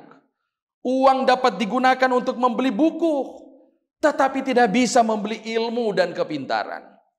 Uang bisa kita gunakan untuk membeli makanan yang lezat, tetapi tidak dapat membeli selera. Makanan selesat apapun, kalau kita tidak punya selera, kita tidak bisa menikmatinya. Uang bisa digunakan untuk membeli perhiasan, berbagai jenis bahan kosmetik, bahkan yang paling mahal sekalipun. Tetapi uang tidak bisa membeli kecantikan, apalagi kecantikan batinnya. Uang bisa kita gunakan untuk membeli rumah yang mewah. Jangankan rumah, kita bisa beli istana yang besar. Tetapi uang tidak bisa digunakan untuk membeli dan menciptakan rumah tangga yang bahagia. Kita bisa gunakan uang kita yang banyak yang kita miliki mungkin untuk membeli ramuan obat yang sangat mujarab. Tetapi dengan uang yang sama, kita tidak bisa gunakan untuk membeli kesembuhan dan kesehatan. Uang kita bisa gunakan untuk membeli hiburan, tetapi kita tidak bisa gunakan untuk membeli kedamaian hati dan pikiran. Uang kita bisa gunakan untuk membayar dan membeli teman, untuk bersenang-senang. Tetapi uang tidak dapat membeli sahabat yang sejati. Kita bisa gunakan uang kita untuk menikmati dan membeli kepelesiran. Tetapi kita tidak bisa gunakan untuk membeli kebahagiaan. Dan masih banyak hal lainnya yang tidak bisa dibeli dengan uang. Makanya uang tidak bisa dijadikan dasar dan jaminan untuk memperoleh kebahagiaan dalam hidup ini. Begitu juga dengan jabatan, begitu juga dengan posisi, begitu juga dengan kecantikan, ketampanan, kepopuleran, dan lain sebagainya. Itu semua tidak bisa menjamin saya dan saudara untuk menikmati kebahagiaan. Kalau begitu, bagaimana saya dan saudara bisa memperoleh kebahagiaan sejati? Amsal pasal 16 ayat 20 adalah ayat tema kita pada hari ini. Saudara-saudara yang ada Alkitab, saudara bisa buka Amsal 16 ayat 20 yang menjadi dasar pemahaman dan pemikiran kita atau firman Tuhan pada hari ini. Siapa memperhatikan firman akan mendapat kebaikan, dan berbahagialah orang yang percaya kepada Tuhan. Berbahagialah orang yang percaya kepada Tuhan. Kita sudah mendapatkan jawaban dari pertanyaan ini yang merupakan perwakilan dari pergumulan begitu banyak orang. Bagaimana caranya untuk mendapatkan kebahagiaan di tengah-tengah dunia yang tidak bisa mempersembahkan itu kepada saya dan saudara? Firman Allah katakan, berbahagialah orang yang percaya kepada Tuhan. Amsal pasal 28 ayat 14 bagian A. Firman Tuhan juga mengatakan, berbahagialah orang yang senantiasa takut akan Tuhan. Percaya kepada Tuhan adalah sumber kebahagiaan, dan takut akan Tuhan juga adalah sumber kebahagiaan. Itu yang firman Allah sampaikan. Jika saya dan saudara mau hidup bahagia, maka hal itu harus dimulaikan dengan hidup percaya kepada Tuhan atau takut akan Tuhan. Firman Allah memberikan jaminan oleh karena kita baru saja membacanya. Kalau kita ingin bahagia, hiduplah dengan sebuah kehidupan yang bergantung sepenuhnya kepada Tuhan. Percaya kepada Tuhan, takut akan Tuhan. Percaya kepada Tuhan dan takut akan Tuhan adalah dua kalimat yang tidak bisa dipisahkan satu dengan yang lain. Seseorang yang percaya kepada Tuhan dapat dipastikan dia pasti akan menjalani sebuah kehidupan yang takut akan Tuhan. Kalau kita lihat dalam kamus Webster, maka kita akan dapatkan definisi dari ketakutan.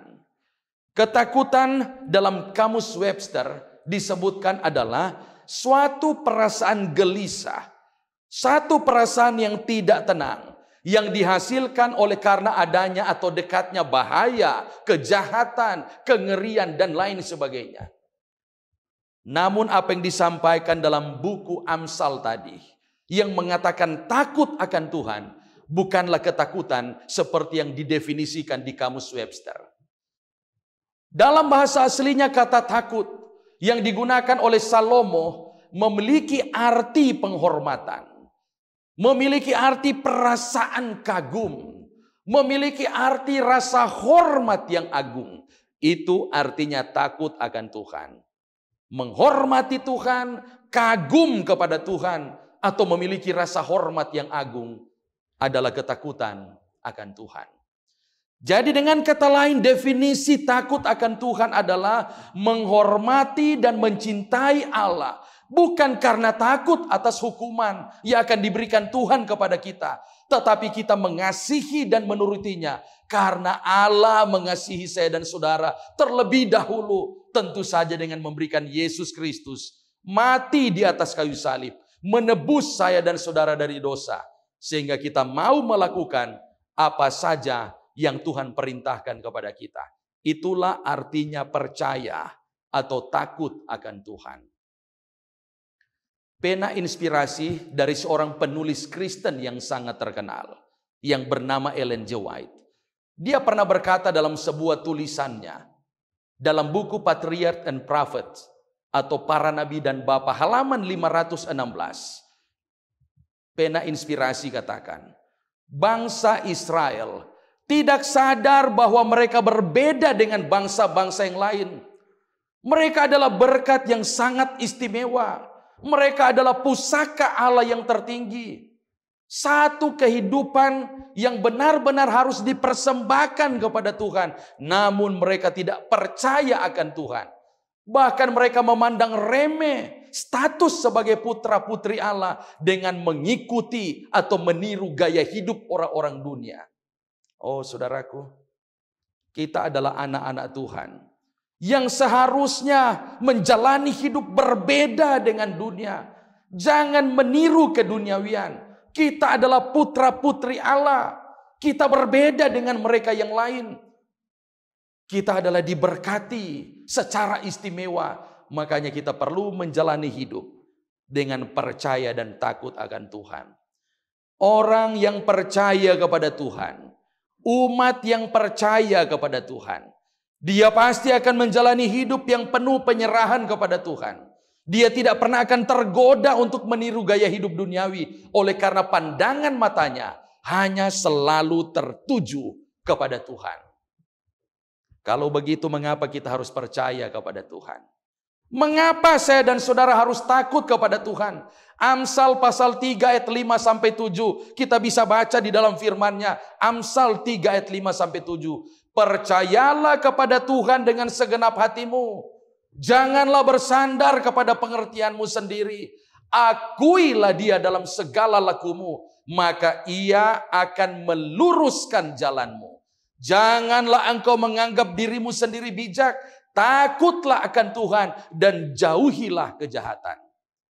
Dari 3 ayat ini kita menemukan kata dan kalimat yang sama yang sudah saya ulang-ulangi sejak tadi, yaitu percaya kepada Tuhan atau takut akan Tuhan.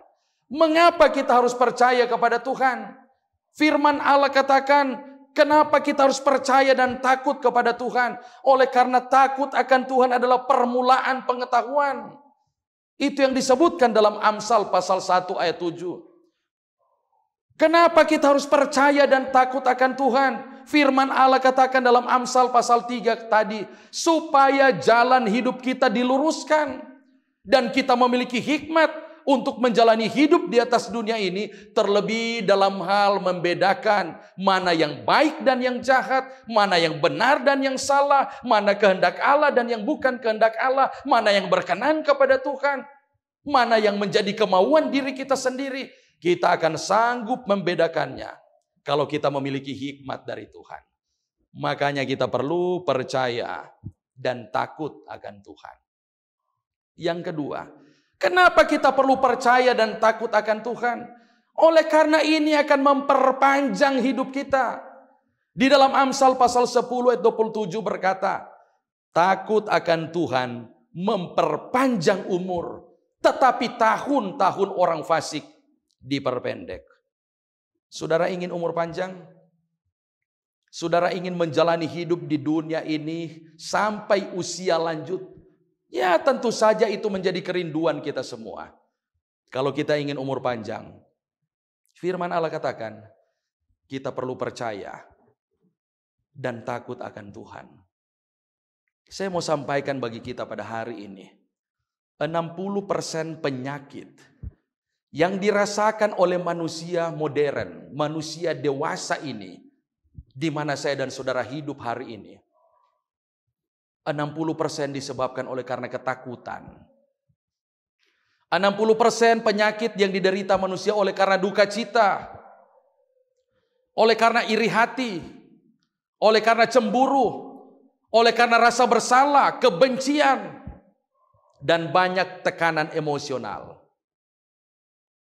60% penyakit manusia yang dialami oleh orang-orang modern, termasuk saya dan saudara hari ini, itu diakibatkan oleh karena hidup dalam ketakutan, hidup dalam duka cita, iri hati, cemburu, rasa bersalah, ada kebencian di dalamnya, dan berbagai macam tekanan emosional.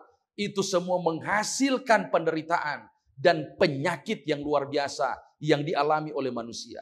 Ditambah lagi dengan berbagai macam kebiasaan hidup yang tidak sehat, Mungkin dari segi pola makan kita, pola minum kita, pola pikir kita. Itu semua akan memperpendek tahun-tahun hidup kita. Makanya kita perlu menjalani hidup ini dengan menyerahkan sepenuhnya ke dalam tangan Tuhan. Percaya kepada Allah. Hidup takut akan Tuhan. Kita akan terbebas dari kegelisahan, duka cita, iri hati, cemburu, dan lain sebagainya yang menjadi penyakit yang menggerogoti kehidupan manusia hari ini. Yang ketiga, saudaraku, kenapa kita perlu percaya dan takut akan Tuhan? Oleh karena percaya dan takut akan Tuhan akan memberikan rasa aman kepada saya dan saudara. Amsal pasal 14 ayat 26 memberikan informasi kepada kita. Dalam takut akan Tuhan ada ketentraman yang besar, bahkan ada perlindungan bagi anak-anaknya. Saudara ingin memiliki rasa aman? Saudara ingin terbebas dari tekanan hidup ini? Saudara ingin menikmati hidup yang nyaman? Percaya dan takut akan Tuhan. Tuhan akan karuniakan ketentraman yang besar kepada kita. Ini adalah janji Allah yang pasti akan ditepatinya kalau kita melakukan, menjalani hidup ini, percaya dan takut akan Tuhan. Pasti Tuhan akan tepati janjinya. Bukankah firman Tuhan juga di dalam Roma pasal 8 ayat 31, Tuhan berkata, sebab itu apakah yang akan kita katakan tentang semuanya ini? Jika Allah ada di pihak kita, siapakah yang akan melawan kita? Bukankah Allah kita adalah pelindung kita? Bukankah Allah kita tidak pernah tidur? Dia akan selalu menolong, memelihara, menjaga saya dan saudara. Kalau kita ingin terbebas dari tekanan dan kekhawatiran dalam hidup ini, kalau kita ingin menikmati rasa aman dan kenyamanan, mari kita serahkan hidup kita kepada Tuhan. Percaya kepadanya dan hidup yang takut akan Tuhan. Ada seorang pengkhotbah dan penulis yang terkenal. Namanya adalah Oswald Chambers. Dia pernah berkata atau menuliskan dalam tulisannya seperti ini. Hal yang menarik tentang takut akan Allah adalah ketika Anda hidup dalam takut akan Allah, Anda tidak akan pernah takut kepada apapun dan siapapun di dunia ini. Namun jika Anda hidup tidak takut akan Tuhan, Anda akan takut menghadapi berbagai macam perkara, bahkan perkara-perkara kecil sekalipun. Kalau kita takut akan Tuhan, kita tidak akan takut apapun di dunia ini. Justru kalau kita tidak takut akan Tuhan, kita akan mengkhawatirkan banyak hal, bahkan termasuk perkara-perkara kecil sekalipun. Yang keempat, kenapa kita harus percaya dan takut akan Tuhan? Karena ini akan membuat hidup kita lebih baik. Amsal pasal 15 ayat 16 berkata, lebih baik sedikit barang dengan disertai takut akan Tuhan daripada banyak harta namun disertai dengan kecemasan. Hidup kita akan lebih baik. Hidup kita akan terbebas dari kecemasan, kekhawatiran. Walaupun mungkin kita hanya memiliki sedikit, tapi kita percaya kepada Tuhan. Kita hidup takut akan Tuhan. Menyerahkan hidup kita sepenuhnya kepada Tuhan. Itu masih jauh lebih baik daripada memiliki segala sesuatu, namun disertai dengan kecemasan dan kekhawatiran dalam hidup ini. Yang kelima, saudaraku, kenapa kita perlu percaya dan takut akan Tuhan? Oleh karena kita akan mendapatkan berkat yang besar. Ini adalah janji Tuhan. Dalam Amsal pasal 22 ayat 4. Amsal 22 ayat 4 berkata, ganjaran kerendahan hati dan takut akan Tuhan adalah kekayaan, kehormatan, dan kehidupan. Bukankah ini sedang kita kejar? Kalau kita ingin kaya, dihormati, benar-benar menikmati kehidupan, rendah hati dan takut akan Tuhan adalah jawabannya. Allah akan karuniakan itu kepada kita. Allah akan karuniakan kekayaan. Bukankah Salomo meminta hikmat, tetapi Tuhan kasih bonus kekayaan kepada Salomo. Tuhan kasih bonus harta yang sangat banyak. Kalau kita jalani hidup dengan percaya kepada Tuhan dan takut akan Tuhan, kita pun akan menikmati apa yang hari ini sedang dikejar oleh banyak orang. Bukan hanya kita menikmatinya di dunia ini, tetapi bahkan kita akan menikmati dan tiba di satu tempat yang benar-benar menjanjikan kebahagiaan bagi kita, yaitu sorga yang kekal. Apa yang saya dan saudara harus lakukan hari ini supaya kita hidup bahagia? Saya pikir jawabannya telah kita temukan hari ini. Kita harus buat keputusan hari ini untuk percaya kepada Tuhan dan menjalani hidup yang takut akan Tuhan. Maka kita akan mendapatkan kebahagiaan di atas dunia ini. Tidak seorang pun dapat mengerjakannya untuk diri Anda. Tidak seorang pun dapat melakukannya untuk Anda. Keputusan untuk hidup bahagia ada di tangan Anda. Keputusan untuk menghormati Allah ada juga di tangan Anda. Kalau saya dan saudara buat itu hari ini, menghargai, menghormati Tuhan, menyerahkan hidup kita sepenuhnya kepada Tuhan, percaya dan takut akan Tuhan, maka sesungguhnya kebahagiaan akan kita nikmati. Sekali lagi tantangan bagi kita, maukah Anda hidup bahagia? Kita kembali kepada tema besar yang sudah dibahas sepanjang minggu ini. Kalau ingin hidup bahagia, maka kita harus menjalani hidup bersama dengan Yesus. Happiness with Jesus. Bahagia dengan Yesus. Caranya bagaimana? Percaya dan takut akan Tuhan. Tuhan Yesus memberkati kita semua hari ini. Amin. Mari kita berdoa. Kami benar-benar diberkati hari ini Tuhan. Oleh karena Tuhan berkenan berbicara kepada kami. Sehingga membuka pikiran kami semua. Bahwa sesungguhnya kebahagiaan itu hanya berasal dari Tuhan. Kami benar-benar akan menikmati kebahagiaan menjalani hidup di dunia ini. Kalau kami percaya kepada Tuhan. Menggantungkan dan menyerahkan hidup kami sepenuhnya ke dalam tangan Tuhan. Dan menjalani hidup yang takut akan Tuhan. Kami tahu bahwa Tuhan memiliki janji yang sangat banyak untuk kami. Dan Tuhan tidak pernah lalai menepati janji-Mu. Kalau Tuhan telah berjanji bahwa Engkau adalah sumber kebahagiaan. Dan kami akan nikmati itu ketika kami menjalani hidup bersama dengan Tuhan. Maka kami percaya Tuhan akan karuniakan itu ketika kami benar-benar menaruh dan meletakkan hidup kami ke dalam tangan Tuhan. Terima kasih Tuhan, terima kasih untuk berkat firman-Mu pada hari ini. Biarlah kami bukan hanya menjadi pendengar firman saja, tetapi kami akan menjadi pelaku-pelaku firman yang sejati di dalam hidup ini. Kami terus berdoa dan menyerahkan hidup kami semua ke dalam tangan Tuhan. Biarlah kasih karunia sorgawi melimpah-limpah dalam hidup ini. Kami rindu menikmati kebahagiaan yang ideal. Kebahagiaan yang hakiki yang Tuhan telah siapkan. Ketika Tuhan akan datang, kami akan dibawa masuk ke dalam satu tempat yang benar-benar menyiapkan kebahagiaan bagi kami. Bukan hanya sementara saja, tetapi kebahagiaan yang sifatnya kekal selama-lamanya. Pelihara dan tambah-tambahkan iman kami semua, agar kami tetap setia kepada Tuhan. Kami tetap teguh di dalam kebenaran Tuhan. Sehingga ketika hari yang mulia itu tiba, kami akan didapati setia dan layak untuk mewarisi kerajaan sorga. Terpujilah nama-Mu Tuhan, inilah doa kami. Ampuni dosa kami.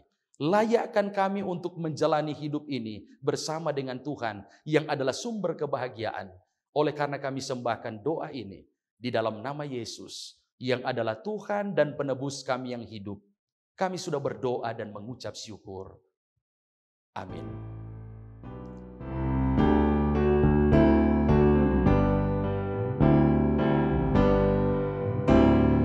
Kita memiliki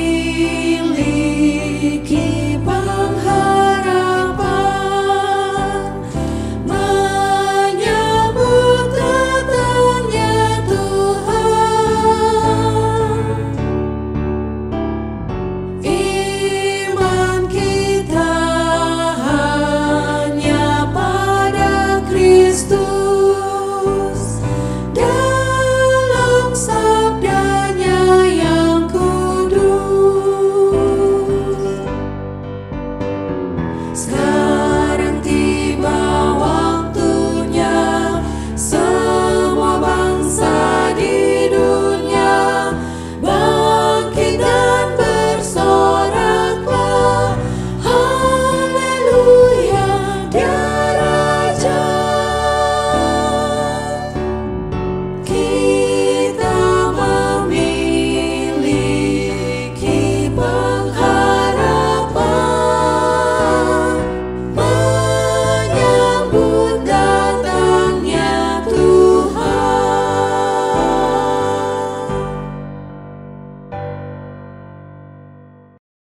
Puji Tuhan, rangkaian ibadah Sabat ini telah selesai dan puji Tuhan karena kita boleh menyelesaikan kebaktian kebangunan rohani Gereja Masih Advent Hari ke-7 Daerah Konferensi Minahasa bekerja sama dengan Yayasan Cornelius dengan tema Happiness with Jesus. Terima kasih untuk kebersamaan kita sepanjang hari Sabat ini dan kiranya berkat Tuhan tetap menjadi bagian kita semua. Saya mewakili panitia dan kru yang bertugas pamit undur diri. Tuhan Yesus memberkati kita semua. Shalom, selamat hari Sabat.